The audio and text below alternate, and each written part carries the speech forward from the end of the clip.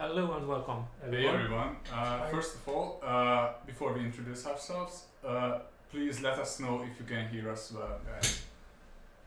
I think it should be cool, but Yeah, we can read yeah, we can read the comments. comments and in the chat. if there's anything wrong with the audio, let's just shout. Yeah, just let us know. Yeah. Okay. we Awesome. got Thank you, guys. confirmation. So, yeah, welcome to our next developer stream, which is a pretty exciting one because we just announced the new game a few weeks before, and we are here to talk about it. It's called King Arthur Knight's Tale, and here we are. We have a Kickstarter for it. We're gonna talk about that as well, and. So yeah, let me introduce myself. I'm Gergő. I'm a PR manager here at Newcore Games, and with me is I'm Patrick. Hi, Yeah. everyone. Patrick's I'm hiding here. a bit out of the picture. Yeah. I'm just dealing with the stream stuff. Yeah, I'm also a PR manager, and Yeah. we also got our colleague Miglasi, who has more of a producer role. Yeah. But if you could please introduce yourselves. I'm Zsolt, and I'm leading a small team here. We call the story team, and we are working on a lot of things in a game, which design things, of course, which are not really the core gameplay or game mechanics related, but more like the game flow related stuff, like the story, the background world, the characters, the personalities, all the narration, the story missions, scripting the story missions, and some game mechanics which are related more like to the story missions, not to the core mechanics. awesome. Yeah, Cool. we're gonna talk about all of these in the coming, I think, 2 hours. So this Yeah. will be a 2-hour long stream. We're gonna show you guys a trailer, some gameplay video. We're gonna talk about little bit about the story, but we won't spoil the major plot points, I think, at this point. But obviously, we're gonna answer all your questions if we can, and yeah, feel free to drop your questions here in the chat. I think it's a Twitch chat, right? Yeah, Or the we YouTube can chat as we well? can read YouTube as well. Okay, so YouTube and Twitch chat is fine for the questions, and Yeah. we can answer that. And I think we should just jump right into it with yeah, a sure, okay, quick trailer. yeah. To Let's just watch the trailer because Yeah, it's awesome. it's cool. Up in the Kickstarter page, and yeah, let's just discuss the game after that.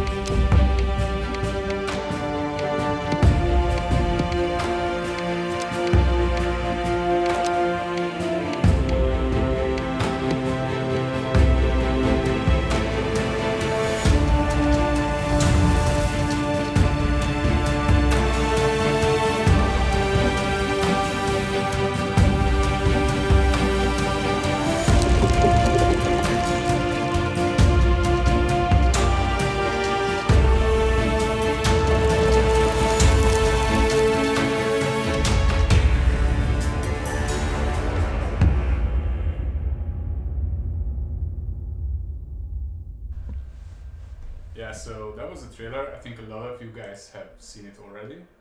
And just for those who are not maybe 100% familiar with the game, this is King Arthur Knight's Tale. It's coming for PC, PS5 and Xbox Series S and X.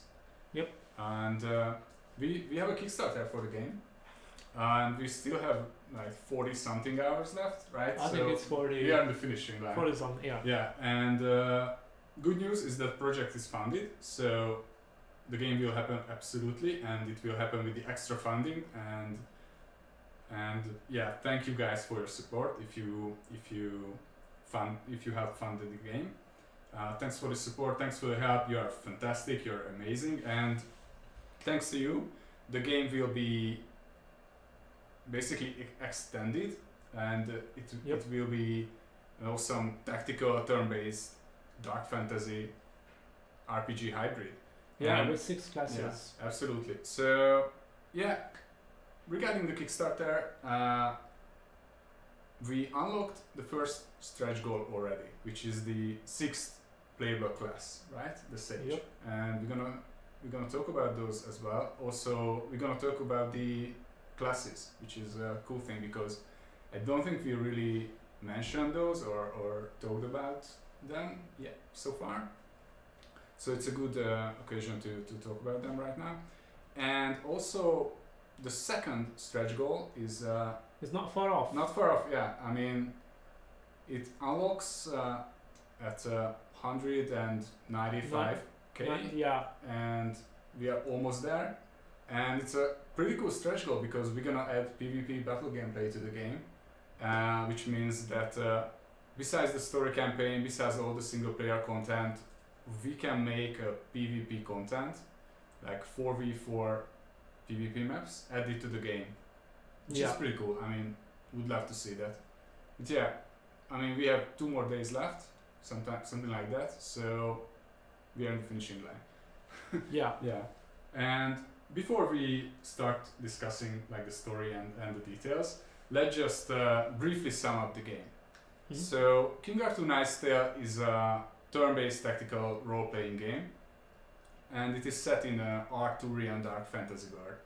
So if you like RPGs, if you like turn-based games, and if you like fantasy games, and even like if you like roguelikes, because we added roguelite elements, roguelite not roguelike, so it's very important. So the game will have some roguelite features as well. So if you are into that, then I think it's your kind of game. Definitely. And yeah, we really like that. So yeah, as mentioned, Newell, right? Newell is cool. Yeah. So Newell's working with the narrative team. You're the head of the narrative team. Yeah. Can we say that? Yeah. And I think maybe returning viewers might remember Victor, our narrative designer. So you are working with Victor, for example, right? Definitely. Yeah, working on the story, working on like narrative, like dialogues and Dialogues, background. backgrounds. So we have also some scripters, programmer. Right. So So this story will be a little bit different, right? So usually when it comes to King Arthur games, you play as King Arthur, but not here, right? not here. Definitely not. Definitely not here. Definitely So not here. this will be a darker game. Yeah, that's a completely twisted King Arthurian mythology here. Yeah. You can find all the characters who expect to find in an Arthurian game, but here you will play as Mordred, Oh, okay. and King Arthur will not be your best friend. Yeah. Let's say that. So typically we can say that Sir Mordred is the arch nemesis of King Arthur, right? In the Yes, usual. that's an important thing. This Yeah. is why he's there and now, and because he needs to do what only Right. he can do. So we can say that this will be a story where our story kind of starts where usual King Arthur stories end, right? Yeah, definitely. Yeah. So this also means that we won't be in Britannia for this particular No, one, right? absolutely not. Absolutely not. The story takes place in Avalon, on the islands of Avalon. Right. This is a real place. This is somewhere in the ocean. No one knows where it is. It's like Atlantis, but it is already on the surface. It's hidden, no ship can reach it because it's protected by magic. Okay, so it's a mystical. It's a mystical place where there are real people living there, and also mythical creatures and different kind of civilizations. And all this location is protected and ruled by the Lady of the Lake. Okay. He is a very ancient creature, the last remnant of a very ancient race. Wow. And he has strong alliances with other races, like the Sealy, like the Picts, and and with the humans. And his human ally, her human ally is King Arthur. So Arthur and his knights, all the knights of the Round Table, had the right to enter Avalon after they died in Britannia. Right. After So the Battle they, of Camelot. they will carry to Avalon, and there the priestess of the lady will resurrect them, and they can live a second life here. And this is the land of the Knight's Tale. Right. So I think we can talk about that. That basically we picked Avalon because we wanted a kind of mystical dark fantasy world, and this was the best place for that, right? So even though it will be a dark fantasy game, we will see like monstrous creatures like from the Irish Celtic mythologies, right? Absolutely. Avalon was a very nice place in the past. It was easy to live on. Everything just happened. Everyone was happy. But then something terrible happened, and the lady lost her control. Okay.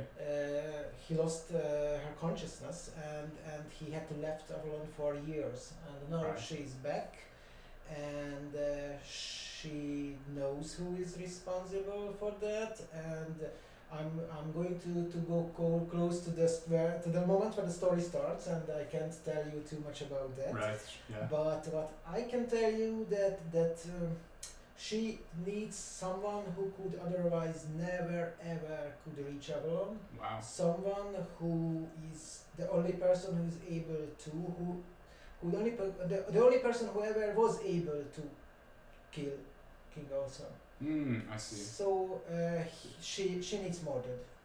Wow. So she resurrects Mordred here in Avalon, and here the story starts. Here you are, like Mordred, and all Avalon is in ruins, and you need to find out what happened. You need to find out who is responsible for it, and you need to stop him. He knows. Yeah. We know who he is, of course, and you need to find allies, of course, and you need to find the other knights who are still there. So we start as Sir Mordred, like alone. We start as Sir Mordred alone, and you need to find companions. Okay. Yeah. And build your own Party. your own round table. Round table. Yeah, party is not Everything is upside down in this world. Absolutely. So it's a square table. Yeah. No, just joking. Yeah. Yeah. So basically, you will play as Sir Mordred. Yeah. He will be your main hero, which means that gameplay-wise, he will be a stronger kind of character. But if he dies, then it's game over.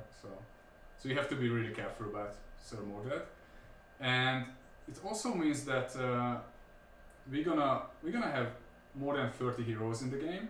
Yeah. And just to clarify, not everyone is a knight of the round is from the Knight of the Round Table, right? Yeah, So this is why we call them heroes, because they are from. Of course, we have ladies as well. So Sure. Yeah. Absolutely. Actually, people asked about this yesterday in the Reddit AMA, and so we're gonna have like female heroes as well, and not just knights, not just like the Grail Knights, let's say. So we're gonna have a wide array of heroes in this game, but they are from the orthodox. We have ranged heroes, of course, with bows, and we have magicians, absolutely, sages. Yeah, and they are all from the mythology. Yeah. I mean, it's a really big mythology, like with a lot of other versions. So So I guess for you guys it was a cool process to select the characters. Yeah. And decide who should be main character or just a side character. Well, everyone knows who are the real main characters of this mythology, and there is a second line and a third line, Absolutely. and of course we selected those who are who suit our twisted world. Right. But I ensure you that we didn't miss anyone important.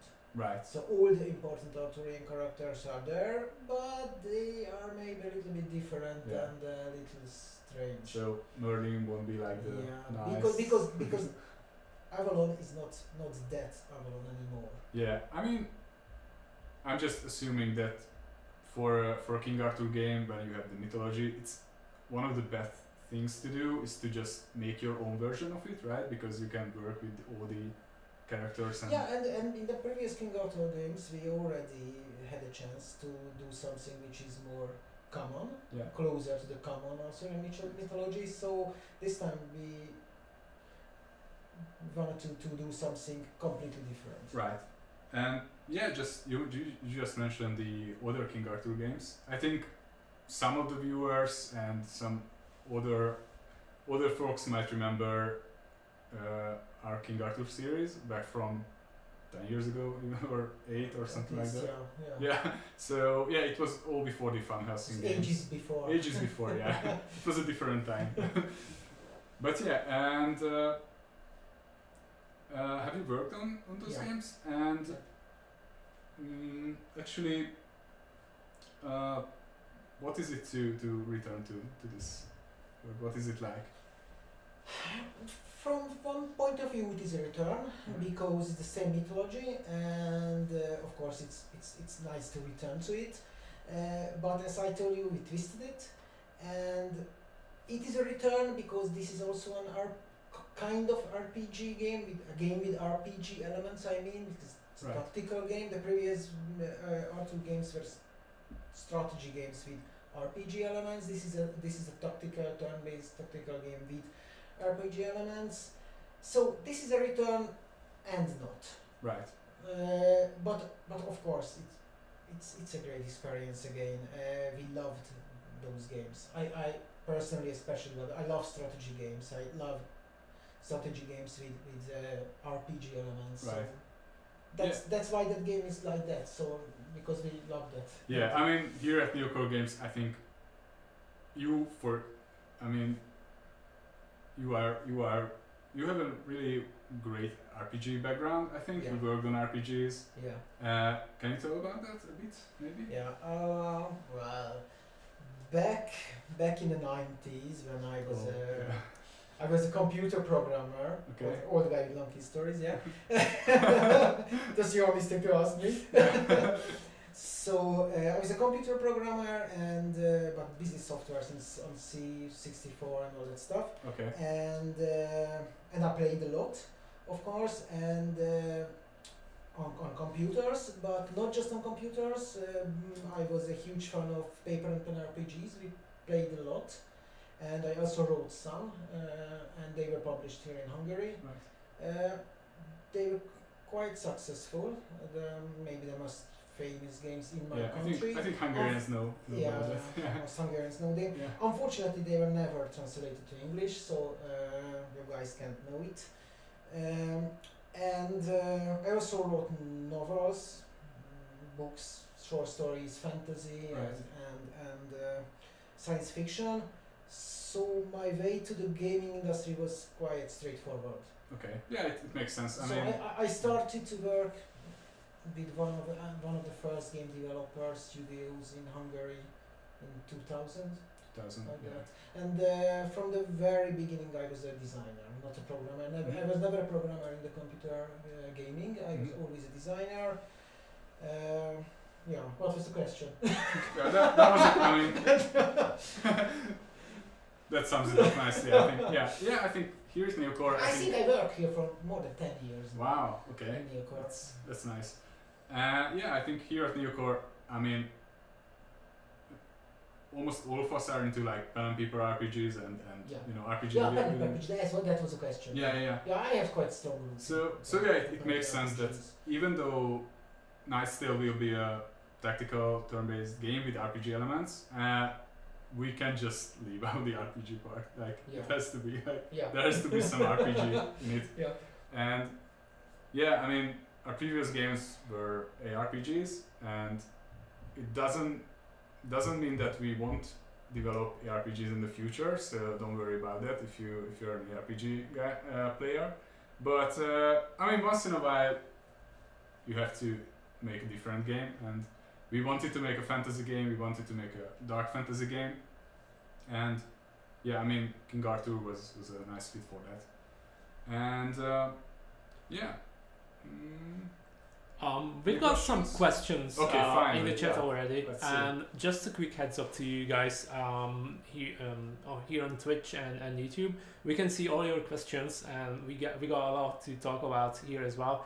But not all of them have an answer right now. But our producers are watching the stream as well. So as you ask the questions, they are answering it, and we will just tell the answer to you guys as soon as we have the answers. But we've got the first few answers already. Yeah, sure. So I think we let's can just jump right back into it. So one of the questions was about Camelot, if it's like in Heroes 3. I think that's like okay. a fan favorite game. go. That's a good question, right? Because you Yeah, can you assume- don't really. Yeah, the trailer kind of shows the kingdom building Yeah. part of it, and people might assume that it's kind of like Heroes 3, but it's not. No, No. because well, in Heroes 3 you rather focus on creating your characters, your heroes, and like I don't know, griffons or whatever in your cities. This is more like a hub in the Camelot Right. in Night's Tale. Yeah. It's more like a hub. It's more reminiscent of Darkest Dungeons cities. So you're gonna work on upgrading your heroes here, treating their injuries and stuff. But also upgrading Camelot will grant you bonuses to the heroes, like extra damages and stuff. Yeah, and also like you have this morality. This is kind of like a metagaming feature in the game, morality, and we're gonna talk about that later a bit. And yeah, your buildings, what you build, what you upgrade will affect that as well. And yeah, you said that You need to rebuild Camelot. absolutely. So Camelot will be like in ruins or how should we- everything is in ruins in Sword now in Avalon. Right. Camelot was there before you arrived, of course. It was there. Camelot was here, and Camelot was waiting for the once and future king, okay. but he never arrived. But it was a hidden place, so no one could enter it. Wow. Okay. You arrive to Camelot in a secret entrance. Only the lady knows this. Right. And but yeah, of course, you will find that you are not alone. Yeah. So you will need to get control of Camelot first and rebuild it. You will need resources for that. You will need help for that, and you will get benefits from that all the time That's of the cool. game. So let's say we are in Camelot in between, let's say, two missions, and you can build like a temple or tavern or Yeah. buildings like that. Then you can upgrade that, see what fits your morality and your playstyle. Yeah, these will give you advantages. Right. How you upgrade your heroes and how you heal and how you treat your heroes. Yeah. And this is connected to the morality. Yeah. And also it can give you some bonus in the battles. Right. Yeah. So yeah, it's an awesome feature. I think this is my favorite because it's kind of like almost like a kind of cool metagaming, non-combat extra feature for the game. So it's pretty cool. Yeah. So Yeah. we have some more questions, right? Yeah, we got a bunch actually. So Awesome, the second, the character customization is, well, two sides to it. Graphically, the characters have like a set model and they cannot be upgraded with like equipment and stuff. But in terms of like gameplay systems, the characters will be upgradable, of course, through skills, through items, artifacts. and you will be able to create various builds because these characters, these heroes, will sort of interact with each other in battle as well. So that just a quick example that came up yesterday, I think in the Reddit AMA, that if you get two of the heroes who are brothers, I think they're Bali. if you just roll them into battle together, they get a bonus because they're brothers. Because they don't like each other, and they Oh. all of them would like to prove himself. Yeah, So right. they get a bonus, but in the meantime they lose morality. yeah. Not morality, so they lose loyalty to you because yeah. they were forced to work together, but they don't like each other. Oh yeah. Yeah. So gameplay wise, it would be cool to have them both in your party if you decide to If you would like to see them how they are arguing, yes, they will. It will be reflected in narration as well. Awesome. Of course. Yeah, it's awesome. Yeah, let's see. Thank you guys, by the way, for the questions, and go ahead, ask your questions gameplay wise and about the Kickstarter, about the game, and we will answer them. Yeah, the third question was whether it's like rather story based or like sandbox, like in non-linear way. Sure. First of all, the campaign itself, it's a heavily story focused campaign, but it has some side content as well. So as you move through the story, you will be able to pick up side quests, do some extra missions, which will also There are grant also you- some kind of random mechanics Right. on the Yep. map, and these random mechanics are producing we call it random missions to you. Mhm. So there are the story missions, which are strongly connected to the main storyline. There are the optional quests, which are side storylines and quite short and a little bit more simple. And there are also random quests, which are just generating on the map. Generated, yeah. That's pretty cool. It's pretty cool. Yeah. So basically, we can say that each playthrough is different, right? Because the randomness, because you will probably go on different routes with the morality, with the selected heroes and everything. So all the playthroughs will be different. So this was one of our aim to create a game where replayability is a main factor. So Yeah. it will be You cool. still will play the same story. Sure, yeah. So it's not a complete sandbox. Yeah. You play the same story, but you can make different decisions in a Right. story, and it will completely change how the loyalty of your heroes change, and who will be your team, and who is your enemy. Right. Yeah. Yeah.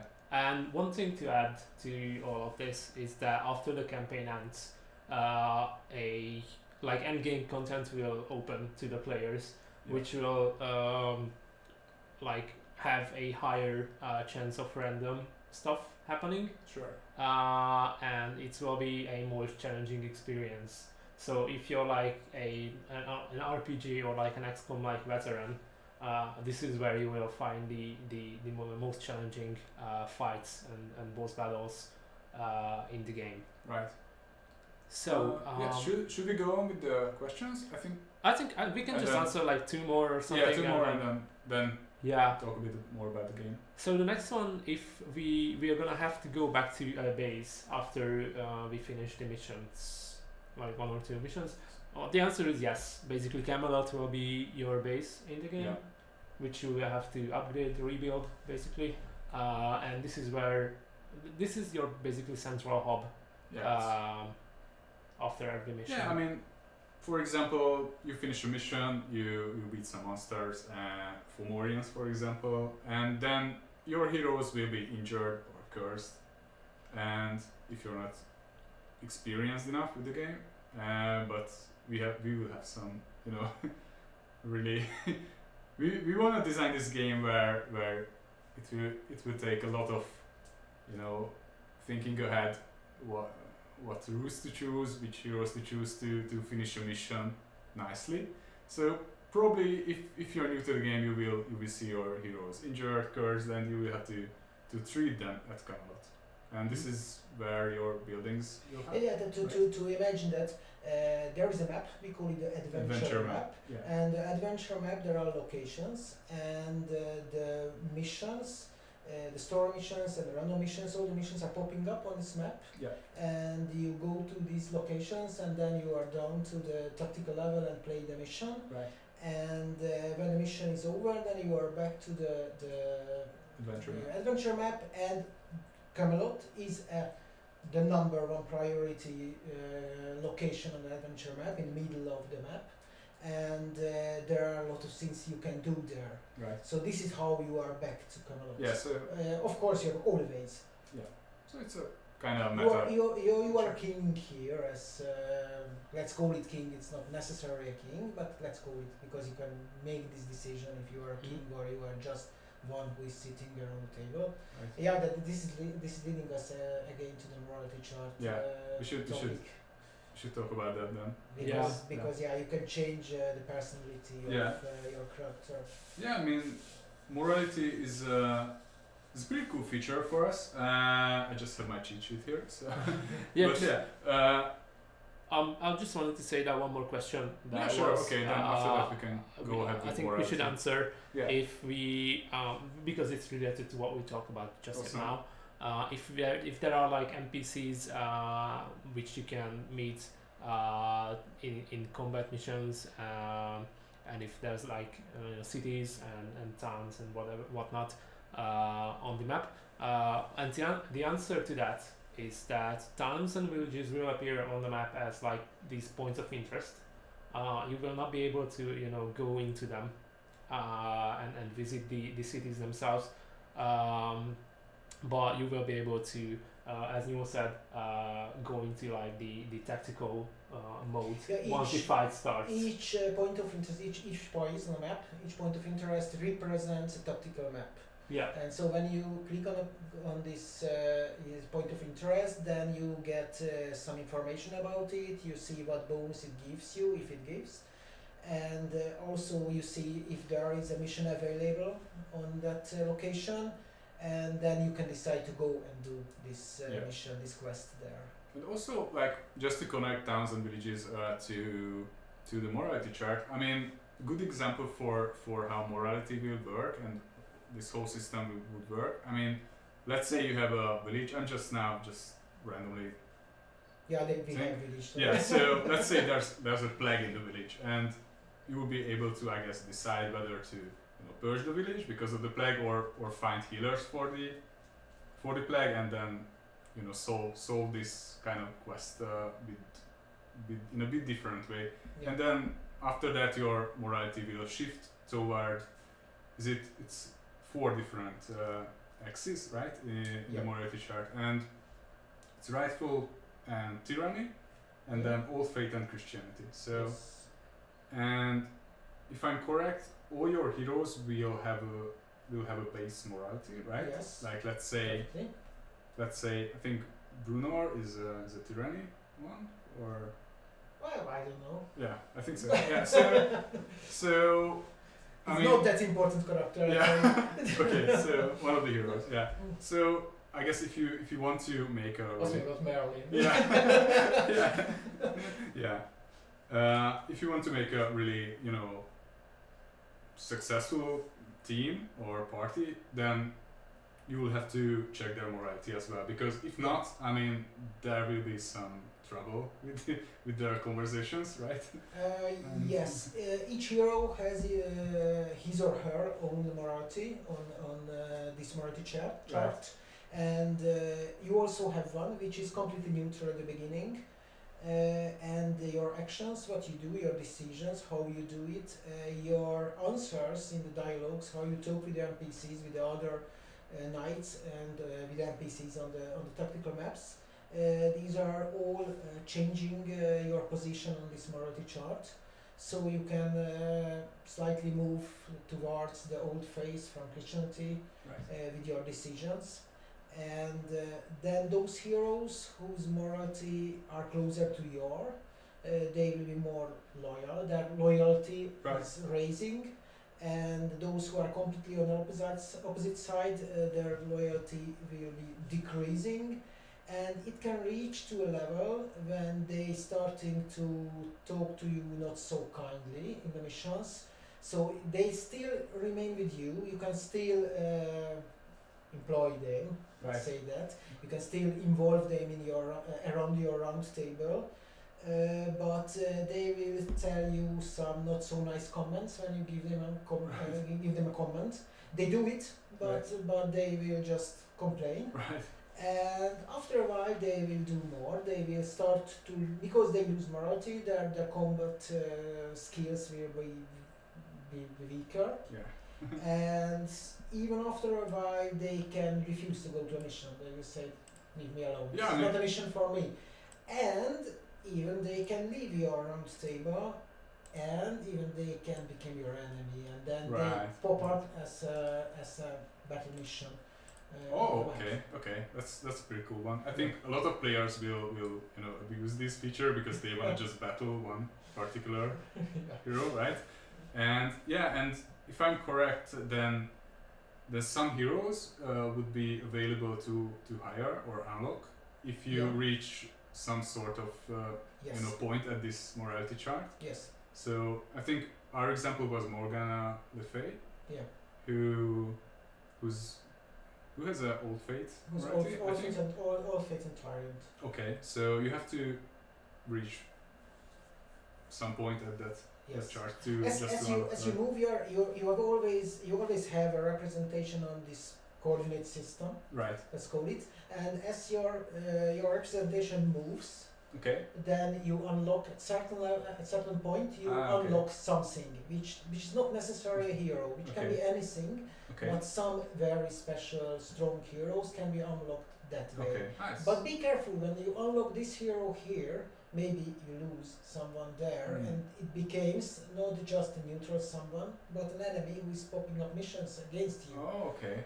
That's exciting. So, it's pretty cool one. You need to be careful with this. Yeah, it's exciting. It's an exciting one. So and also the heroes who are around your round table, they can like or dislike each other.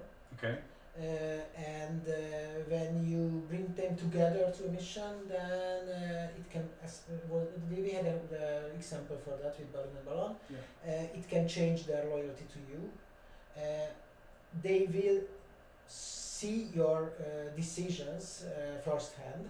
So if you get a hero to a mission, and in this mission you make a decision which is completely against their morality, then they again can lose extra loyalty from this. Okay, yeah. So it will be it's a quite complex system. That's a cool one. I mean, morality was featured in the. To be a king, it's not easy. Yeah, right. It's a human resource. Overnight, it's a human resource. You know, this is a huge company, and you need to work everyone. Everyone is whining about something. They want this sword. They want this. I don't know. This castle, and if you give them, they're happy. If you don't, then maybe you're not. They are not. So, we would like to simulate this in the game. Of course, this is not completely free because it is always some kind of formalized logic. But I think we have a pretty cool system for that. Yeah, right now. It's really exciting with these details. I mean, probably a lot of players will go on different playthroughs and try to fit certain heroes into one party and just see this. It's just like life. You can't get everything at the same time. Yeah. So, but differently than in real life, you can start it again and go to a completely different direction, and then the game will be different. Right. Yeah, it's awesome. Maybe let's just answer. Let's move on. Move on. We can answer a few. Yeah, sure. Let's answer a few questions and then just move on to a different topic. Maybe. I think we could show like a video or something. Yeah, I mean the melee battle one. Maybe? Yeah. Okay. So for the Kickstarter updates, we made 2 videos already, just to show how battle will work. This is just a example video, not really a trailer or something, but it's cool to see the battle in it. And the first one is about melee combat. Yep. Yeah. So let's just watch it.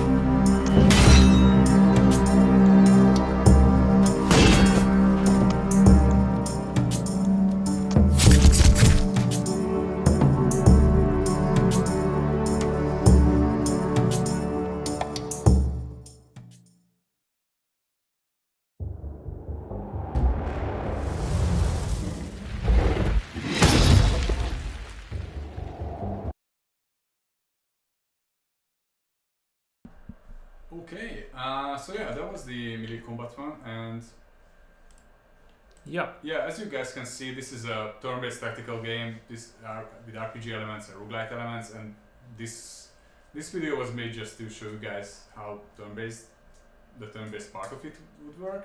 So Sorry to interrupt you. It's important to see that in a battle you are in turn-based, but when you are on a map and Yeah. between the combat situations, you are in real time, and Yeah. your team works together. sure.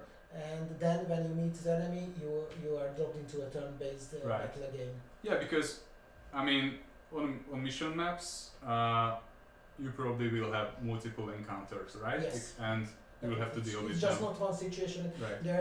There are a lot of story elements on the maps as well. You Yeah. talk to NPCs. Okay. You make decisions in okay. the missions. Yeah. Yeah. So in that sense, it's a kind of pretty unique Yeah. version, I think, for That turn-based. is quite genre. unique. Yeah, I think so, because in other games like XCOM, you just drop on a map and just find the enemies and that's it. But here it's right. It's there's a whole narrative side of it. Yeah. And yeah, it's pretty cool. And yeah, I mean, also on tactical map, you will have to use the environment. You have to hide. You have to send your scouts or a scout to find traps and disable traps, and then you will have to use all the environmental elements to just beat the enemy, because they will also use them, and the AI will use it as well. So the tactical part of it will be really heavy. And I think we can talk a bit about classes and heroes, because it's a Sure. really exciting part, and we haven't really talked about them in the Kickstarter updates. We showed a few heroes, and maybe we could show the heroes, Yeah. the art, and Definitely.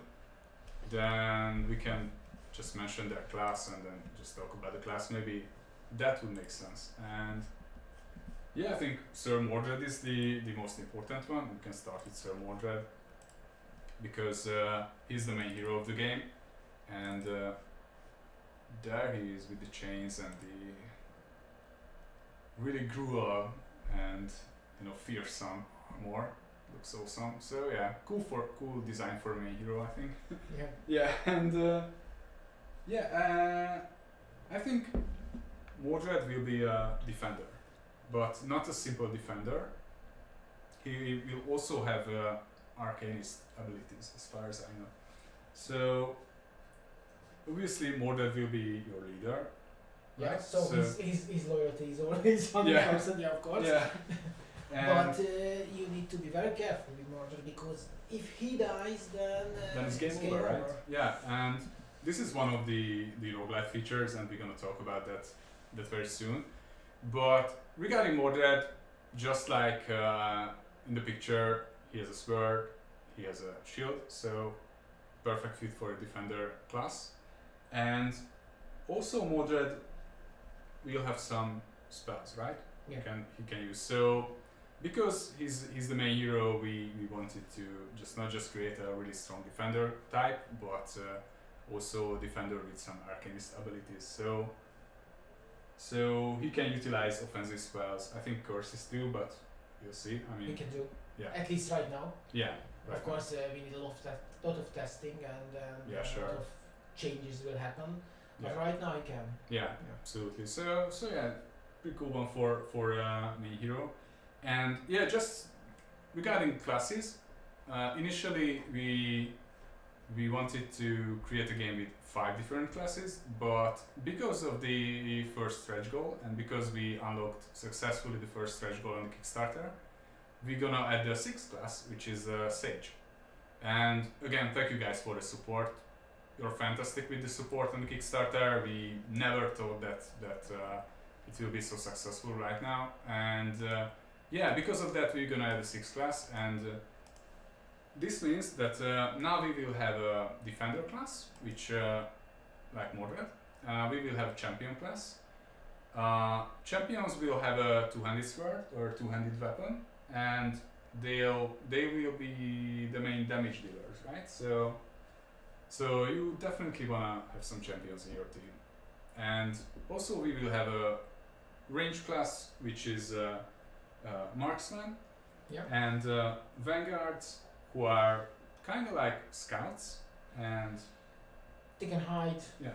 ambush So the enemy. it's a pretty interesting class because it's not a normal. You wouldn't think like a vanguard as a fourth class in an RPG, for example. So it will be cool to see how it will work. So yeah, this is 4, and yeah, 2 spellcasters, an arcanist, which is a ranged fire damage dealing kind of Yeah. class. Yeah, we can say that, and also with offensive spells. offensive curses, spells, yeah, like Merlin, right? I can't tell you secrets. Yeah. Merlin I mean- is very mysterious. Okay, so Yeah. so it's not just a strong arcanist, right? Yeah, Yeah. and also the 6th class is the sage, and the sage is Merlin has a very interesting story in the game. A small story, okay. not side story, because he's too important for Too that, and it will not be easy to reveal Merlin. I think we shared a few words about Merlin already, but only that it's kind of like no one really knows where he is, Yeah. something like that. So Yes. it will be its own mystery in the game, right? Yes. It's really exciting because He must be mysterious. absolutely. I mean, he's one of the most known, Most well known. most well-known character in this whole legend. So featuring him in a certain particular exciting way. I would say the second one after King Arthur. I think so, yeah. Sage is a 6th class, and Sage is also a spellcasting unit, but instead of fire, sages will have like ice-based kind of spells, and they will be better in melee fights. So a lot of options for making a party or making a team of heroes, and I think it will be a really important feature or part of the game to make a cool, party where all classes are kind of balanced and featured. So you might try to just get all defenders or champions, I but don't think it will work. maybe not. Maybe if it's your 50th playthrough or something like that, and you just want to try something new. But yeah, so it will be an important part to just get a cool mix of classes for your playthrough, I think. And yeah, let's just check Merlin. I think he has a really cool art, even though he won't show up at the beginning of the game, right? So yeah, this is Merlin. Pretty cool one. And yeah, we also show some other heroes from the game. There will be more than 30, so a lot of them are not yet unveiled. But I think Sir Galahad is also a really famous one. Yeah. From the legend, and also Sir Lamba, Sir Peleas, right? Or how do you pronounce that? Who? Peleas or? You mean Persephone? No, not Persephone. I'm not sure how to. I think it's Peleus. Yeah, Peleas. Peleus. Peleas. Okay, if Something you guys like know that. in the chat, just let us know. I'm not sure how to pronounce it actually, but yeah, Sir Peleas, Sir Lamba, Sir Galahad, and also Bruno was shown in one of the Kickstarter updates because he's a bit different. I think he's not really a Christian rightful character, so we showed him as well. Yeah, I think we can go through the artwork, Yep. the heroes, because all of them are really cool. And in the meantime, guys, if you guys have further questions regarding the Kickstarter, regarding the gameplay features, and any questions for you, then feel free to drop it in the chat. Yep, this is Bruno Lenoir. Okay. We have Sir Galahad here. Okay. Um, Yeah, also with the sword and shield. yep, he's Yeah. also a defender. Right. This is Sir Lamba. Sir Lamba, Right. Okay. who's gonna be a champion Yeah. with the two-handed axe. Right. Yeah, I think these are the heroes that are shown in the trailer when you see that your heroes section and then they are lined up and with Sir Mordred in the middle. Yeah, and this is Sir Pelias, Okay. who we weren't sure about how to pronounce, Yeah. but this is him. Yeah. Okay. Cool armor. I mean, I think our designers are awesome with all these dark fantasy kinda design and it will look awesome, I think. Yeah. Maybe we can talk or we can answer some more questions because yeah. Yeah. Yeah, let's see questions because there are a few more and we should answer them. Yeah, thank you guys by the way dropping your questions. It's really cool to see that you're excited about it. So the next question is whether is there like RPG like dialogue in the game. Okay. What we can say is that we will not have like these skill checks or something that you need like, I don't know, 5 points in charisma to do this sort of kind of answer, but we will have multiple choice answers, Right. which will influence your morality. Yeah. Basically, all of these answers are tied to the morality chart, and this will shape how your gameplay will be in terms of like narrative and the ending, of course. It can change. It can change the mission itself, how it goes from that point, and it can change the loyalty of the character who you are talking to right now, and of course, if it is a bigger question with more weight, then it can change your whole morality. Yep. Amazing. Yeah, I mean, for dialogues, I mean, the most important thing is that you pick one line and then it will decide further ways how to progress the quests or the main playing through. So in that regard, it will be similar to RPGs. Yeah, it's one of the main sources of getting information. Absolutely. Yeah. So the next question is whether we will be able to create heroes from scratch. So like new unknown knights or knights from the legend. What we can say is that you won't be able to create new heroes like from scratch, but recruiting all of these characters who are like 30 of them, I think. More than 30. More than 30. Yeah. They all have unique characteristics. They're all like prominent. They all have prominent roles in the Arthurian legend. So whether or not you're familiar with it, I think it is going to be an exciting chance to meet them and get to know them, and work with them throughout your quest and see how they react to your choices and battles based on their personality. So yes, how many knights can we have at headquarters or like Camelot, and how many on the battlefield? Yeah, it's a good question because in the trailer, I think there's one part where you can see 5 heroes in your team, but in most part of the trailer it's 4. So the correct answer is the correct answer is that you will be able to have 12 characters at your like basically quote unquote headquarters. I'm just gonna move so I can see in the camera. So that you will be able to have 12 heroes in your headquarters and 4 in a party, with the exception of a few missions which will allow you to increase your party size.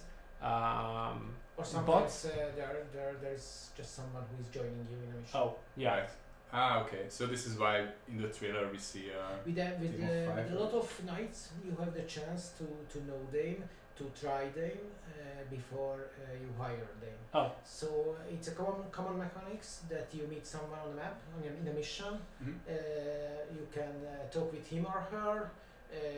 He or her joins to your team. You are going together. You can try it, what skills he or she has, and after the mission, you can hire this Mhm. person. Okay. Yeah, it's makes sense. Yeah. And what about hiring heroes who you like already met, but you decided not to hire at that moment? Can you like hire them later? Yeah. Or Yeah, I think they, that's they, a tavern, right? they are waiting. Yes, they are waiting in a waiting pool. Yeah. Right. So yeah, we are. Nicely said it's in a tavern. Yeah. Yes. Yeah. So if you Not all of them. Some of them will be your enemy then. Yep. yeah, so let's say you Not lose. everyone is the same. Let's say you lose like all your heroes except Mordred in a battle or in a mission, then you can just go back to Camelot and just pick another Yeah. another bunch of heroes and Yes. just don't mention Yes, you to can. them that there was some troubles. It's not that easy to put a hero on a map. Right. There are some, because it's a roguelite, not roguelike, but roguelite game. It's still roguelike Yeah. a little bit. Yeah. So need to be careful, and we are helping you that it's not so easy to just kill someone. It's easy to lose him for a while. It is easy to get injuries which are affecting his performance after this mission, Right. but you can cure them. Of course, you can lose them as well. Then you need to replace them. It also can happen, but don't imagine this game that you are entering a mission and someone from an ambush shooting at you with a missile and boom, you lost a hero. No, that's not No, yeah. that kind of mechanics. Yeah, I mean that would be Course. really cruel because I think we haven't mentioned it during the stream, but it's a really important feature that, yeah, here we have permadeath. So if Sir Mordred dies or you lose all your heroes with Sir Mordred, then it's game over, and you have to start a new game. And there is no reloading option, so No. so you have to be really careful with the tactical choices and with the moral decisions and everything else. You have to plan ahead. You can go Yeah. back to your last checkpoint, but only if your Yeah. game crashed or something. So Right, if you die because your game is crashed, then you Yeah. you Also, I mean, can- of course we have a save for that, Yeah. but we don't allow the players to access it when they want. Just yeah. when they Also, want. I mean, if you exit the game because you have something else to do, then Yeah. you can. There will you be. can continue from a You point. can continue, yeah, Yeah. so it won't be that cruel, but regarding that, it will be similar to all these Iron Man modes for other games, maybe. So if you like that, I mean, this will be a pretty cool game for you, I think. And yeah, so there will be permadeath and also many injuries and curses, as you mentioned. Yeah. I think something like 30 or something like that, but I'm not sure. Yes. But yeah, a lot of them, right? I don't know the numbers. Yeah. I'm sure they will change Yeah. because everyone has good ideas, and then we get And them. They can stack, right? So Yes. it could be like a hero with multiple injuries and curses and Yes. everything. Yeah, yeah. I mean, that's a cool feature. it will be really cruel, and I assuming that as you go forward with the story, it will get more and more difficult regarding that. So there will be more and more. Yeah, but you can cure these curses. and Curses, build yeah, injuries. absolutely. You can build special buildings in Camelot, Right. upgrade these buildings, and then you'll be able to more easily, more quickly heal your heroes. Yeah. Okay. I mean, makes sense, and it will be a pretty cool feature. And I think also one of the questions were similar to that. That will there be any chance to build a city or base such as Yeah, American? that was the next one actually. Right. If there's like any chance to build a city and unlocking merchants like in XCOM or other games, and the answer is yes. Yeah. Camelot is basically this place Yeah. where you just build your unlocks and as you rebuild Camelot. How about Lancelot? Oh, yeah, it's a good one. I mean, He will be in the game. I mean, but- Lancelot is an important character. In Yeah. the Yeah. entire mythology. But we cannot really say anything about Mm. him without spoiling things. So Okay. let's just keep it at that he will be yeah. in the game and you will meet him Yeah. and we'll see how. Yeah, I like how we keep all the main important characters in the shadows because I mean, this is when What's the point of you it? will try the game. This Yeah. will be the cool thing to just find these heroes, right? And Yeah. Lancelot. Yeah, but it's important to say that all these main heroes who you expect from an Arthurian game they will not be revealed in the last mission, of course. So not in the first mission, of course, Right. but I don't know, we currently we are dividing the game to 4 chapters, and the aim is that at the end of the second chapter you should have all the most well-known heroes you Okay. can reach. Okay. Maybe not all of them, because some will not join if you have someone else who he or Right. she hates, but Right. that's another mechanic. That's Yeah, and I think now that you mentioned chapters and all that, I think we can talk a little bit about the factions and the enemy units maybe, because we will have 7 different factions in the game right now. That's the plan, and more than 50 unit types, unique unit types, and also 10 boss fights. And I think that's a pretty unique and huge number for a tactical game like this, because I mean, but we believe me, are, it's still not enough. yeah, not enough. Yeah, should It's be never, more. for a designer, it's never enough. Yeah, more factions. More factions, more enemies, Yeah. more units. Yeah. Everyone should be different Yeah. completely. So No, of course not, because it's not good for the tactics. When you see a unit, you need to know what Right. about what he's capable of, yeah. what it is capable of. So should we imagine this that let's say you start a new game and then you will encounter like one of the factions and or more of them, and they gradually kind of appear. Yes, Okay. Yes. But that's just in a shell, yes. Okay. It's a little bit more sophisticated than this, but Okay. yes. Okay. So of course there are stronger factions, races, or Yeah. enemies. Yeah, faction is a- or is a the really monsters. Gameplay kind of term. Yeah. So there are stronger. Of course, you will not meet them in the first mission. Okay. Yeah. You I couldn't. think You we- couldn't survive it. I think we revealed a few of the Fomorian units. They are strong ones. They are strong ones. Yeah, they So are mostly from the yeah, the they are kind of like a giant second part of the giants, story. right? In the original Yeah. mythology. Big worms and Big giants. ones. and Yeah. all. So yeah. They are very dangerous. Okay. So they won't be the first one that you No, probably definitely see. not. Okay. Yeah. I think let's just check maybe the units. Well, yeah, later. we can look at them. Okay. And yeah, I think in the meantime, I can see a question regarding will there be female knights to fight with or against? So as mentioned, we will have heroes, so it's not just knights, not just knights of the round table, but we will have heroes who come from the Arthurian legend. So yeah, I mean, there will be Sorry, female. I wasn't listening. So What was the question? will there be female knights? I mean, Yes. yeah, sure. Yes. Not just knights, but heroes. Not just nice yeah. heroes. Let's call call them them heroes. Yeah. Yeah, because the original Knights of the Round Table is mostly just knights, right? Yeah. Yeah. So, but we wanted to make a huge pool of choosable. There are ladies, but of course they can fight. Yeah. Of course, it's a I fighting mean, game. Dark fantasy game. You have Yeah. to be ready for all the enemies. Yeah, this is one of the Fomorians. This is a Beastman, right? Yep. This is what we call him. I mean, yeah. You He can- was he was the one that we've seen in the trailer with the Yeah. stomp and the lightning strike. Yeah. I like that part a lot.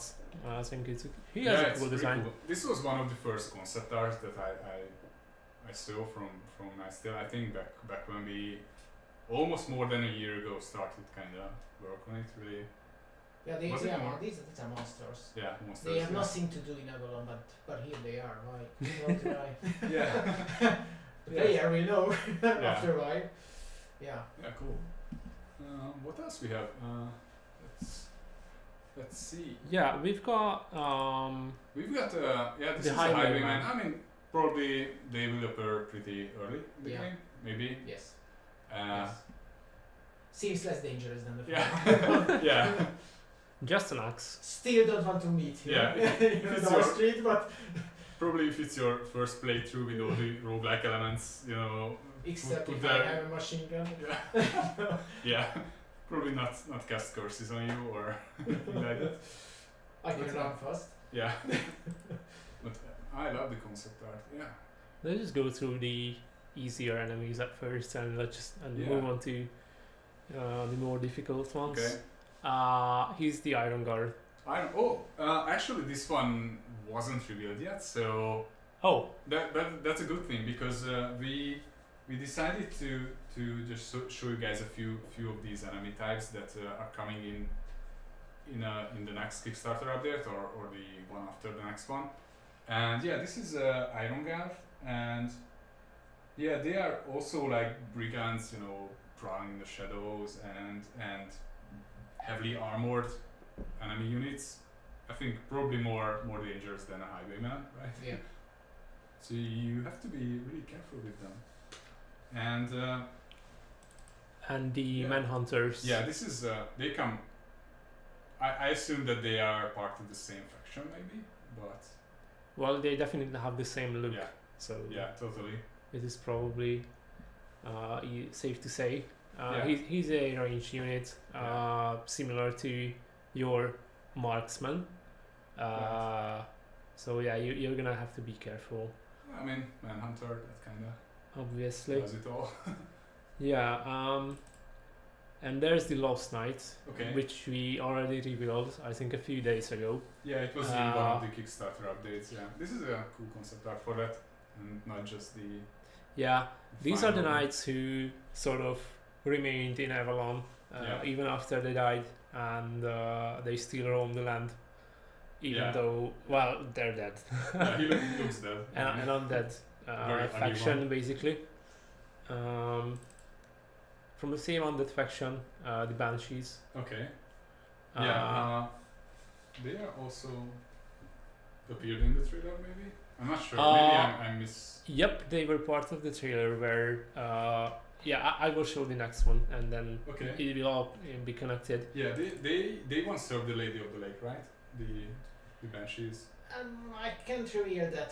Most of these monsters have their story, what Okay. they were before and what are they now, and that's interesting. It is not really connected to the critical informations what you need Okay. to play through the game, but they are, as we call it, they are some kind of a level 2 or level 3 information. What they are Okay. and who they are, who they happen to be. Okay. So I don't want to reveal that. Right? Okay. Yeah, let's not reveal that. I mean, Yeah, and what I was mentioning Okay. Was this guy from the trailer. He's the school guy. Highwayman too, right? Well, Highwayman. with well, the- it's like Highwayman 6 or something with the lots of skulls in his. Highwayman in Iron Man mode too. Yeah. Yeah, he's the one who summons a lot of units, and he like cages people in these bone right. cages, Yeah. and he has the Banshee companions. He's the boss. Yeah, he's the Knight of Midnight. Yeah, looks like a boss. I mean, yeah, pretty cool sword. Yeah, the spine sword is just He also has a very Amazing. interesting I story. love how we just did the shoulder armor, like the proper video game shoulder armor. Which yeah. is a big one. I like the many scars, Yeah, absolutely. It's awesome. and it has a story also. Why do he has many scars? Really? It's interesting. Yeah. Can you share yeah. that? Not Not I really? will not. I will not tell it. Okay. right now. But it's in the It's game, for the right? game. It's in the game. Okay, then. It's in the game. Then you guys will see. Yeah, then we have the Lady of the Summer, Okay. who Yeah. are, I think, the Sealies? It's a What? silly. Yeah. silly. Okay. They are also a faction in the game, right? They are also a factional game, and they are also very strong. Okay. So Can you tell a bit about these birds here, like the crane and the raven, or how are they connected? There is one connection I know, but with the ravens, but this connection is not connected to this silly unit. Oh, okay. So I don't know how the ravens are connected to this unit. Oh, And that would be alright. the other connection is also part of the story, but I can't reveal right now. okay, let's just not spoil everything. So the short answer is no. I love the bird designs though, yeah. like the sort of ancient. They like, also look like kind of like a castor type unit, right? Or someone Yeah, definitely looks like. who deals with curses or spells. And then we've got the Moon Women. Okay, movement. They're picked, I think. And we haven't Did we? I Did we think show we them? introduced them. Yeah. Yeah. They're like these moon women are like the matriarchs of their tribes. Yeah. So they're very powerful, and in terms of like their actual power and like the hierarchic power they wield. So they're gonna be interesting, and I think we've showed them in the trailer as well. Right. She's the one who summons the Right. huge worm that appears in the video. They have their own area in Avalon. Okay. In the map, the Picts. They are very important faction.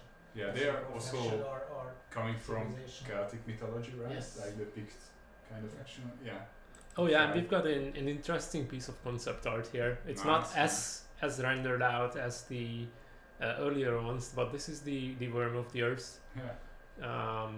With some Hungarian, if you guys are familiar with Yeah. the language. But yeah, this is how these worms move around and behave and look like. I guess they burrow also under the earth or under the soil. Yeah, well, this is how the moon women summoned. Right. They are this worm. summoned. Yeah. Okay. Yeah. Yeah. Usually.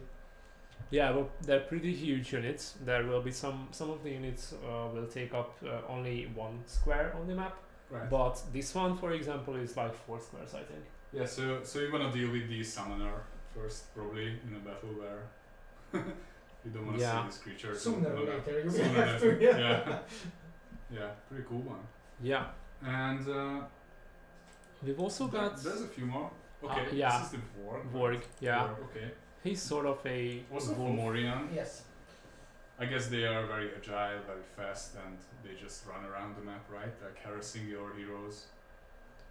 Running around, it means they have a lot of move points. Yeah, a lot of It's move good points. start Yeah. turn base, so Yeah. then, let's say that. Let's say, that, yeah. Yeah. So yeah, battle It's wheels. cheap for them to move. Right. That's the correct Right. terminology. Yeah. Really cruel and fearsome looking creatures. And yeah, then we have the seasons again with this Springborn, who is sort of a I think they're Picts too. I'm not sure. No, I think They are sealed. Sealy. Series, yeah, okay, cool. So yeah, you can see the animalistic influences on them. I think it's like a wolf and then some big cat-like features. Once again, they have like this fist weapon, which will be used in melee combat, I It's guess. like a Wolverine. Yeah, basically. So you gotta be careful not to go in melee range of them, or else you get like the claw.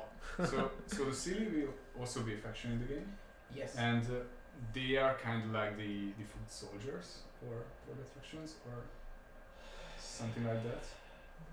I think they are a special unit. I'm not Special really unit? familiar with civil units at the moment. We are not really there in the details of the story in the civil faction. Okay. Most of the, as we go through the chapters and we reveal more islands of Avalon, then we reveal more factions, Right. and they are somewhere in between again. Right. Yeah. So I think that's it, right? Or No, we is got there one more. I think Awesome. it's a Saily too, Whoa, okay. looking like that, Nice one. sort of like a dryad. Yeah. He's the Summerborn. Summerborn. Yeah. Yeah. Also part of the Sea faction. Yep. Yeah. Looks like a. They have the similar Celtic or sort of elven Yeah. influences in their armor, Yeah. and the animalistic. I assume the that body. they will also have a lot of movement points. Yeah. Yeah. Yeah. Yeah.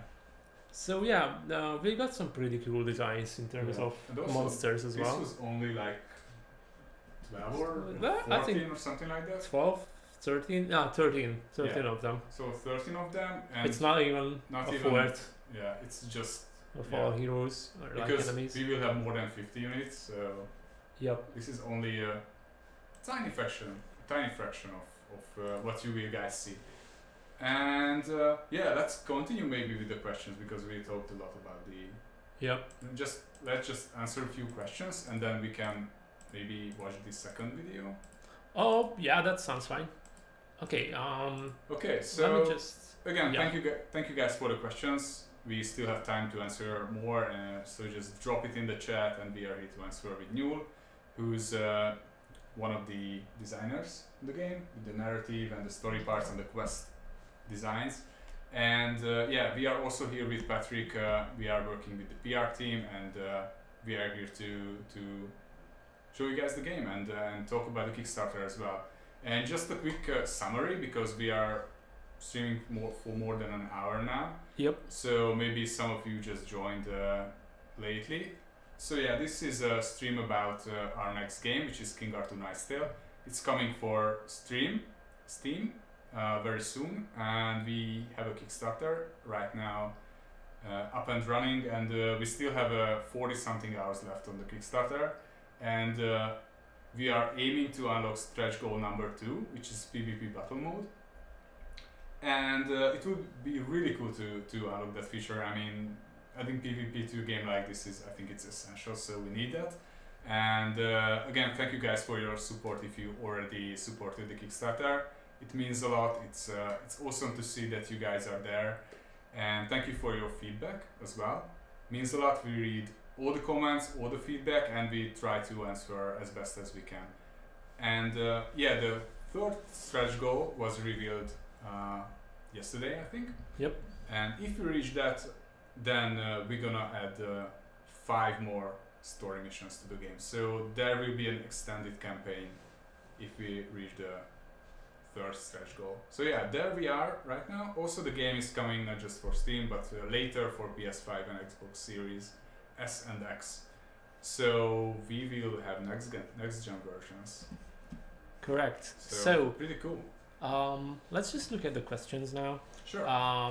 One of the questions was if there will be random events during travels, and if so, what kind? Well, first of all, traveling in this game doesn't really take that much time, so it won't be like hours or a lot of minutes. Yeah, it's not like Pathfinder, where I think in Pathfinder Kingmaker it takes time to travel from one point of interest to another. So there's like a clock, and it's always moving. Yeah. So it won't be like that if you guys are thinking about. So yeah, no travel time, but between missions you will be able to encounter like random events on the adventure map that we've talked about previously, like random battles, dialogues with characters who might or might not join you, etc. Will there be female knights? I think we've answered that one. Yes. Yes, but we've not got just knights. female heroes. So we call them heroes because they're not just knights. Yeah. Will there be a campaign or scenario editor to allow players to create content? For now, it's not planned, so there won't be. Yeah, I mean, we are thinking about things like that. It's always discussed in house, but no plans right now for a particular campaign editor. It's always cool to to add things like this, but We did talk about like mod support. That's a possibility. That's a more likely possibility than a campaign editor. Yeah, but it's just for modding or editors or something like that. It's just too early to talk about it, I think. So yeah. So yeah. So once you've reached the 12 max size in a camp, or let's say like the round table, do you have to dismiss to recruit another one? Well. Yes, basically, but they will move back to the tavern, right? But there can be consequences. Yeah, there can be consequences to these. So if you're like, you dismiss. Some hero will not like if you just dismiss. Yeah. Him or her, and some will just accept it and go to the tavern, and maybe you can hire him or her again. Maybe it will be a little more difficult to hire him or her, or maybe if he feels injured, then he will pop up in a mission against you. Yep. Hire some other soldiers, and then there will be a mission on a map what you need to solve. Otherwise, he will just occupy one of your point of interests, and because point of interests are giving you bonuses. Okay. This is some kind of of a strategy, Right. light strategy, then sooner or later you will need to deal with it. Okay. Mhm. That's pretty cool. So yeah, Makes it's sense. all about loyalty basically. Yeah. Great. So is voice It's based acting? on loyalty, and it is based on the morality of the Yeah. hero. Yeah. Of course, Sorry. the righteous one will just accept it. The tyrant one will Yeah, be angry. they will be like vengeful Yeah. towards you. Is voice acting in the game or is it a stretch goal? Voice acting will be part of the game. So for now, it's English. Yeah. We will for now they're like AR generated in this current build, but this is not public. So what you will receive in the final game will be with voice actors. So yeah. Yeah, but if we didn't forget, Yeah. if we not forget it. No, we Yeah. won't. But yeah, so voice acting is in English and also text are in English. But Yeah, but we regarding got languages, yeah, we are aiming to add German, Spanish, French, I think Russian, Chinese, Hungarian, and I think Portuguese as well, Portuguese yeah. probably, yeah, that's, and I think that's like, it. Yeah. even maybe even more down the line. Maybe more. It depends. We saw your questions about, for example, like the Turkish language, Yeah. which a lot of you requested, and like Italian, I think, which was also heavily requested. And we are looking at these. We are monitoring these, and we will be looking at expanding the list of languages as Yeah. soon as we can. Yeah, so we'll see. But in the FAQ up in the Kickstarter page, there's a line for the confirmed languages. So if you're not sure about it, just go check that out. And Yeah. Another question that's an interesting one, at least to me. Are all factions hostile, or can you negotiate alliances with them? Well, there's like no diplomacy on the adventure map, so you won't be able to talk to your like the enemies you meet and try to convince them to join you. And the emphasis on the adventure map itself is on managing the empire. However, during the missions you will do, there are like third-party units who can be either neutral or allied. This is what we've talked about, basically, that you will be able to meet heroes and units who you talk with, and maybe They can join you. Maybe They they can can join find beside you. yeah. Or they can. So also, you can meet third parties on a map who are fighting to each other, Oh, not to cool. you, it's very cool. and you can join or not. So Cool. it's not just I go, you go. There is also a he goes I see. Okay. in the terms, and on there is no diplomacy on the adventure map, but as you occupy some point of interest, as you assign some of your heroes to these points, Mhm. we can say that these point of interest, which can be a village, which can be a castle, they are your allies now. So they are they can give you bonuses. Okay, so they are captured in a way. They are. Not It recaptured. depends on you how you call it. It Okay. depends on your morality. Yeah, sure. Okay. How you call it, you Yeah. capture it, or you just let them join. Right. Let's say. Yeah. Then they will give you bonuses, so you Okay. can make you can make some advantages from that Okay. if you not just conquer everything. Yeah. And That's cool. cool. Yeah, and so like last question before we move into our next video content. Will there be lore connected to Picts or Saxons as enemy factions, or just fantasy monsters? We kind of touched upon this.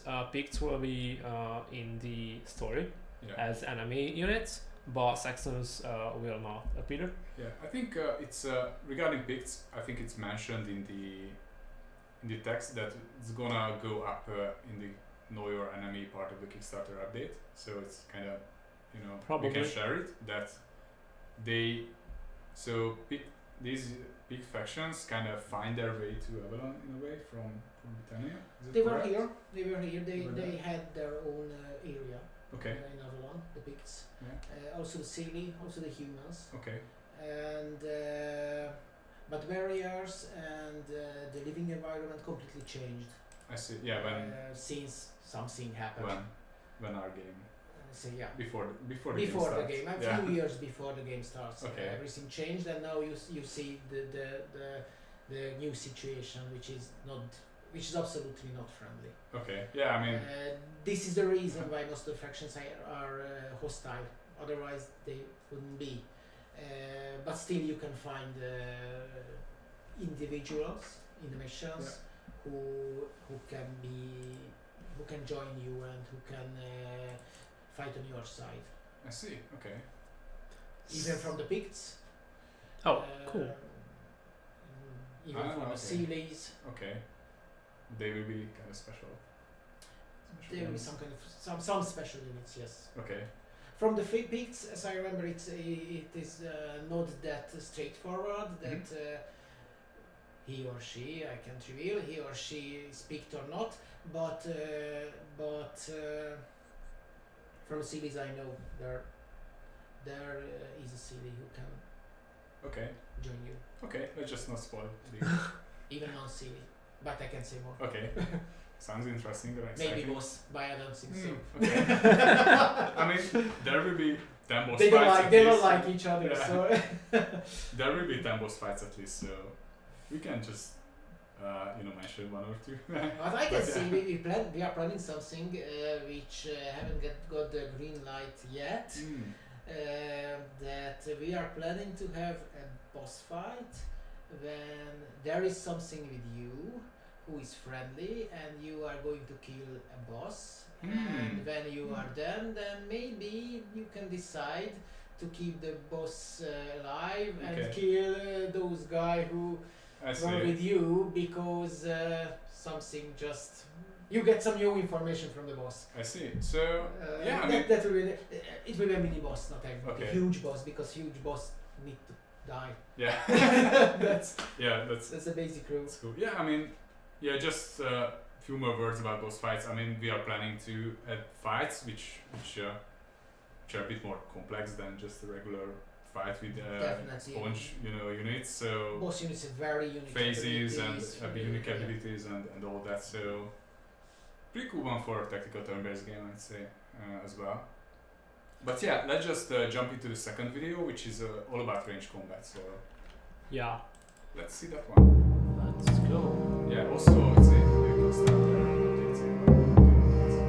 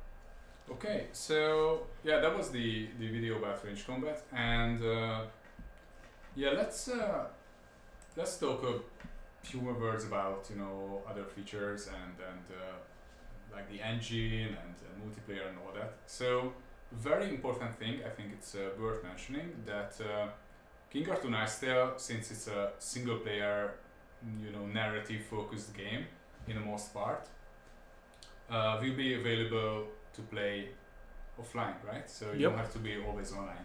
And but of course, if you wanna have achievements, if you wanna play PvP multiplayer, let's say it's unlocked in stretch goal number 2, and if you wanna be part of the leaderboards, then you have to go online. So Yeah, that's these are the features that's the that balance of it. Yeah. basically by nature require you to be online, because if you're not online, then you will not be able to access the leaderboard itself, so there's nothing Yeah. to put you on. Yeah. But basically you can go through the campaign and played the entirety of the game, except like the PvP modes, of course, offline on the go or anywhere basically. Right. So yeah, I think we also wanted one more thing to talk about, Right, which what was is it? I forgot. Yeah, I mean, but regarding the, let's say, the gameplay engine, that Oh yeah, the engine. we are using our own Cortex engine. It's the upgraded next awesome new version of it. So we have guys who are constantly working on our engine. So it's Yeah. always refreshing, and it's always new. We always have new features, and this will be on DirectX 12, and we have awesome like jaw-dropping features coming for that. We Yeah. also use this engine with with Martyr, Inquisitor Martyr. Maybe you guys played Martyr. Maybe at the Yeah. end of the stream we can talk a bit about Martyr too. Oh yeah, I think we should Yeah. mention Yeah. just a few things Because that it's- are coming there. Because we haven't stopped developing Martyr just because we have a new game, and Yeah. it's important to Yeah. let people know about that. I Yeah. think. Yeah. One more Mhm. thing that I just wanted to add Okay. in regards to the engine was that we are going to use like a lot of photo scanned environments and stuff. So Oh yeah, right. we went to basically photograph mountains and trees and all that, which you will be able to see in the game. I think it was like the Dolomites even. Yeah. Did I you was go? there. Yeah, you were there. Okay.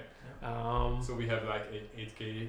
Or Yeah. 4K photos, libraries of photos of rocks, yeah, basically. and Yeah. trees. Thousands of rocks from Okay. different directions. Yeah. I mean, that's what you need to Oh, yeah. create the game. But yeah, it's gonna look amazing all rendered in this physics-based engine with DirectX 12. So yeah, definitely do look forward to that if you're into like the technical side of Sure. game yeah. development. Yeah. So yeah, I think we should just move on Sure. and take a look at. We talked about the morality charts basically.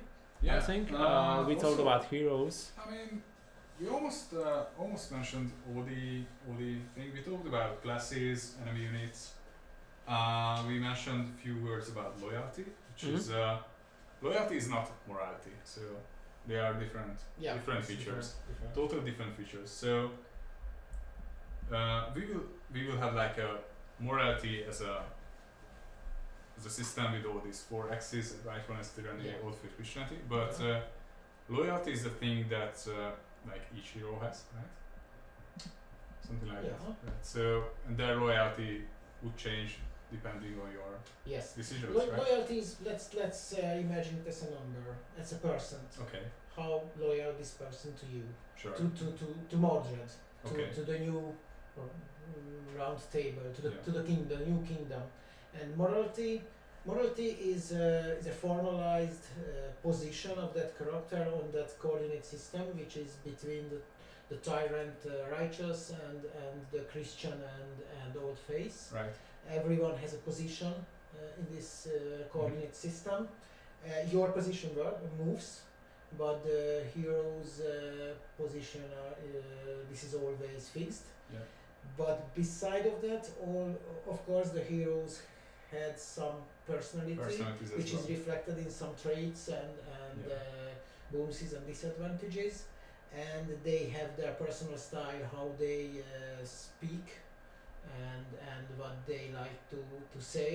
Right. We would like to reflect it in the narration of the Yeah, game. so of I think course. Balin and Balan was an example that Yes. we mentioned in one of the updates. So they have like a virtuous kind of personality, so that affects both of them. And Balin, for example, he from Balin and Balan, they are brothers, Right. same father, and they have the same hair, and they can't decide who after their father died who Right. will get the freedom. right, And Balin is the good guy and Balin is the bad guy in one word. Balin, for example, is a very opportunistic, not definitely evil, but a straightforward opportunistic guy who always like to threaten people, when he's stronger, when Okay. he is weaker, then he just steps back. Right. Bolon, on the other side, he's always expecting the best from people, even from Mordred. He says that we have, I can't reveal small details. For example, we have a situation when you arrive to save a village and you meet the good Lord Sir Balan. Of course, he would like to save the village too. You as Mordred, you save the village because you need resources, the peasants. Right. So you need to save the village, and when you arrive, then and of course you make a bad note for Balan that the good old Balan always defender of the weak, and he says that you are here for the same reason at the end, so you are not a bad guy. So something like that, and in the narration we would like to reflect that. Okay, so it's a very specific kind of personality for these two. So the morality, that there is personality, there are traits, there is morality, which is a formalized position on the morality chart, and there is the loyalty. which means how loyal they are to you. Yeah. If the number is higher, then they get bonuses in the battles, and they can accept some. They can accept if they don't get a good magic item, but someone else gets it. And if their loyalty is low, then it's quite the opposite. Yeah, so then they have pretty demands, cool. and you need to fulfill their demands. If you don't do it, then they will lose even more loyalty. Yeah, you will have to like micromanage this part of the game as well, not just the combat situations. So yeah, you also need to find out these the personality part of your characters. For example, you can appoint them to several points of interest on the map. right. So you can tell that they are the counselors of this location, and they are the rulers of this location, and you need to find out who is from your round table who would be happy with this. Some knights don't care if they are ruler or not. Some knights really want it. So it differently changes the loyalty if you know their personality as well. Okay. Really curious about which combinations of heroes will be the favorite ones. Yeah. I think this will be a cool thing to see once we move into early This will be access. different for every person, I guess. Yeah, totally. And speaking of early access, we don't have a date yet, but we want to. Yeah, that was one of the questions we just got. Oh, okay. That when the beta will come out. So no exact day for that, but we have plans, and it's early December, right? Or well, it's in the coming weeks, I'd say. Weeks, so when it's ready, we will. We started working on King Arthur Knight's Tale more than 1.5 years ago. So it's not a game that's in in a concept phase. It's a game that's in a production phase. So we are creating the game, like as you guys see the trailer, it's all gameplay. It's made in engine, so it's not a rendered trailer or something like that. So early access is coming very soon. So the Kickstarter ends in 2 days, and after that we are moving into the second phase. So pretty cool. And we did plan the game to go will come out in December, like in the early access version, but things happened and things just got a bit busy around that month. November, December are very busy months, so we wanna release the early access when it's when it's ready. Calm. When it's ready and when it's nice and calm. But we're gonna announce dates soon when it's 100% fixed. And we don't want to just play around with the dates after that, but we want to announce a date and then go with that one if everything goes well.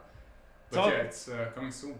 Talking about percentages and 100% ready, we just want to emphasize that with the Kickstarter campaign, you guys will be able to grab Knight's Tale with a 35% discount compared to the original release price that we are planning.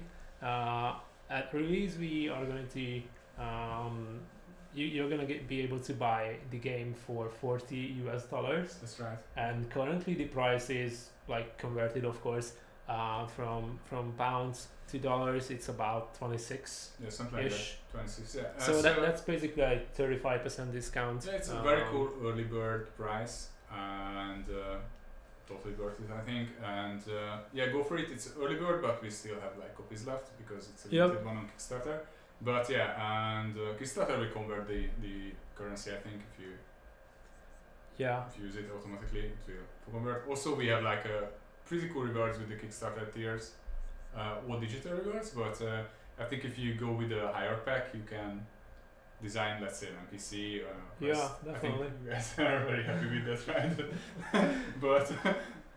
but it's a cool. I think it's a cool addition for people who support the game with more, and really thankful for those who already did. And I think after the Kickstarter, we will tell you guys exactly how that will happen, like how this part of the deal will go. Designing NPCs. We will contact everyone once the campaign is done, which is like 2 days from now. And now we have like a few more questions in line, which we can answer, and I think we can after that just play the trailer again as like a close off. And talk like two sentences about Martyr because another question was how many hours do you think the campaign will go for? Right, we haven't mentioned it. We haven't now, but that was talked about a bit yesterday even.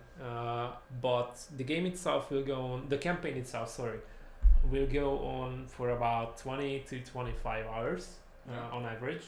And after that, you will get into the end game content, which will we like to say we phrase it as it's not about how fast you can complete it, but how many tries it will take. So it's gonna be a difficult. Also, challenge. You can always start a new game. Let's say you finish the campaign, finish the stuff with the end game. You just start a new game and just go on different paths, different morality choices, and all that. So replayability is a very important feature that we like to, mention a lot with this game. And also I think stretch goal number 3, if we can reach it, is 5 new access story missions. So that also means that the length of the campaign and World War II will extend. Question about current gen consoles. I think can answer that. That right now the configured versions is PC, Steam. That's coming first. And after that, PS5, Xbox Series SX. So this is what we can confirm right now. But we are looking into.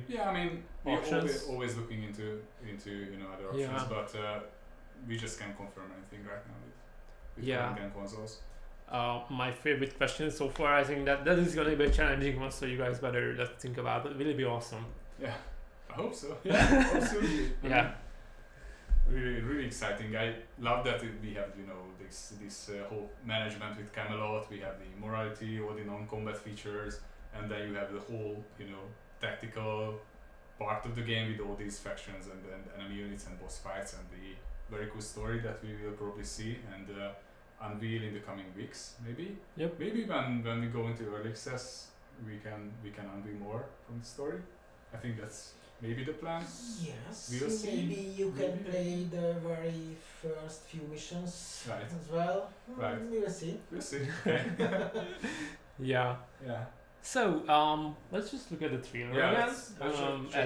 As like the finish of this talk about Knight's Tale, and then we will move on to talk a few minutes about Martyr.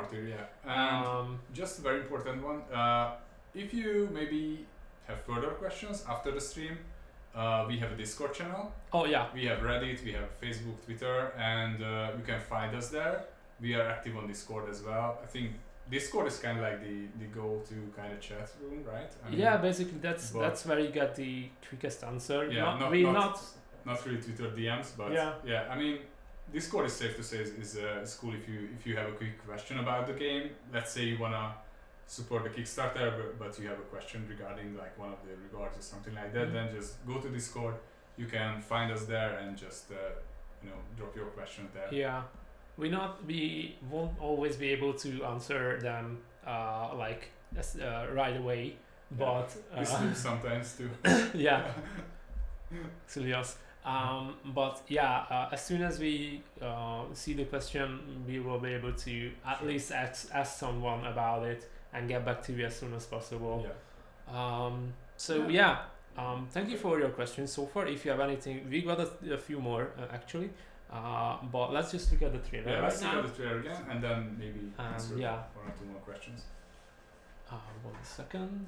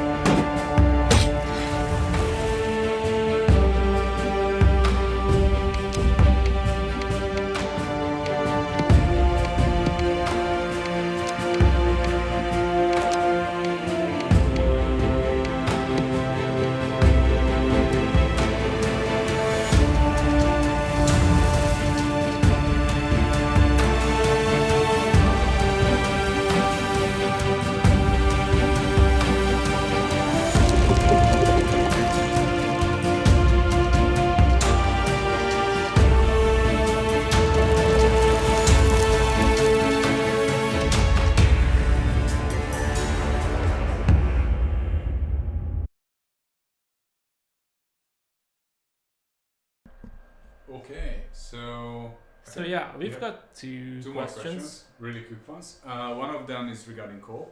Co-op is not planned right now. Yeah. Not Not, like not even a stretch goal. stretch goal right Yeah. now. we wanna add PvP, 4v4 PvP to the game as a stretch goal. Co-op would be nice, but right now it's not planned. So Yeah. And the Um, other question, I'm just gonna read it Okay. so you can answer it. Will each knight have multiple subclasses to choose from based on their backstory? Don't But- think so, but No subclasses, but yeah. So, as I mentioned, like Sir Mordred is a defender, but also will have arcanist abilities. So there's that.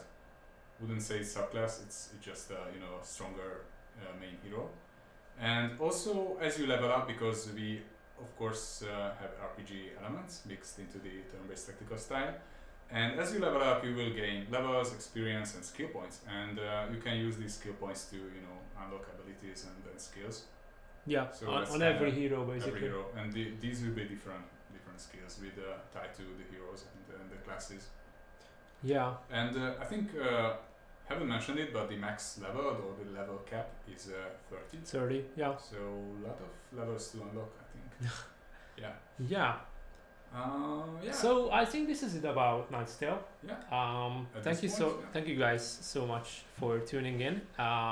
Once again, you can support us on Kickstarter and get the game with a 35% discount compared to the original release price, which is going to be like $40 US.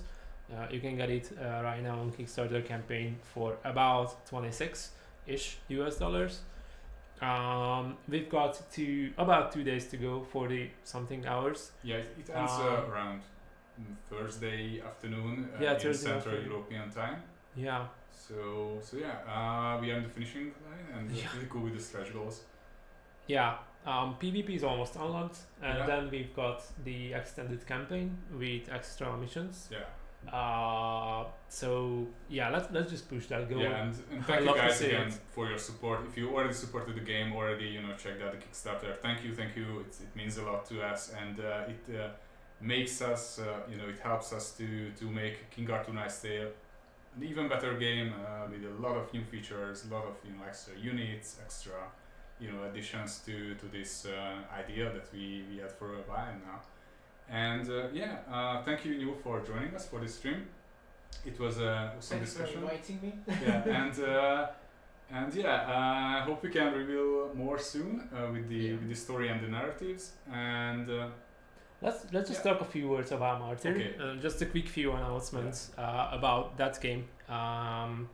PC, the PC version of Martyr, the season of the Inferno is concluding in 8 days, I think, on the 18th of November. that's right. So you've got more than a week to complete your ladder challenges and all that. After that, we will go into like a 2-week grace period, Okay. which will allow you to sort out the items, because like the seasonal characters will be converted to normal characters, so you will be able to trade items and currencies and all that as usual. After this 2-week period ends, we've just announced that the next one, the next season is going to be Season of the Warp Surge. Okay. As the name says, it will include some warp themed elements,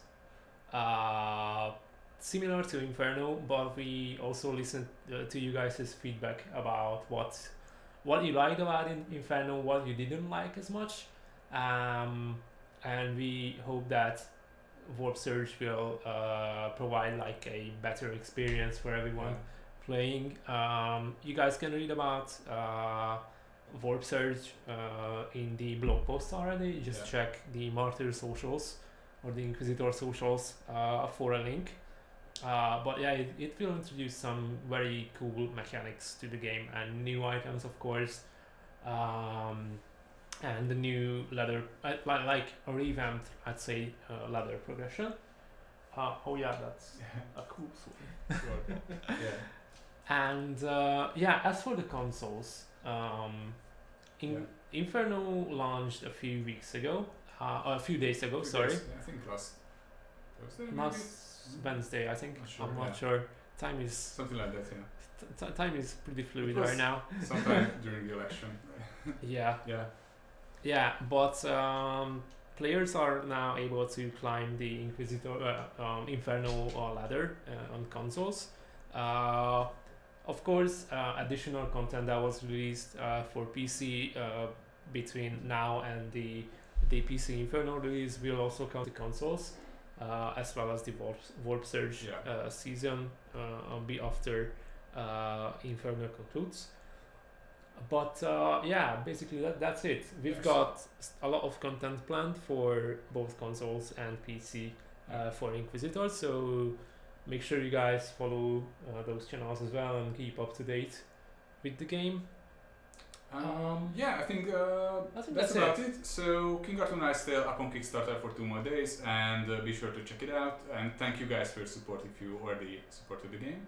Yeah. And thank you for joining the stream. Thank you for your questions. It was really awesome to read what you think about the game, what's your feedback, and be sure to join our social sites: Twitter, Facebook, Reddit, and also Discord. And if you have further questions, just drop them somewhere in there. Yeah. And we will answer them. And we will share you guys more very soon regarding King Arthur Knight's Tale. And thank you again. So Yeah. see you guys soon. See you guys. Thank you. Bye bye. Bye-bye.